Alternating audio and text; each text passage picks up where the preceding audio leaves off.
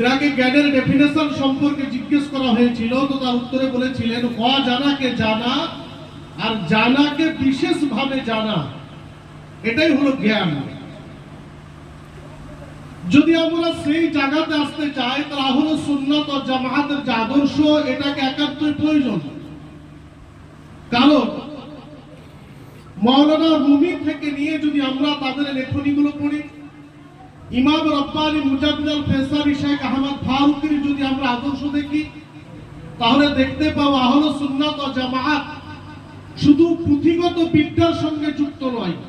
আহলে সুন্নাত ও জামাত পৃথিবীতে সুদূর প্রসারী হয়েছে এবং চরম জায়গা দখল করে রেখেছে। তার পিছনে একটা কারণ, সেটা হলো ইলমে তাসাউফ।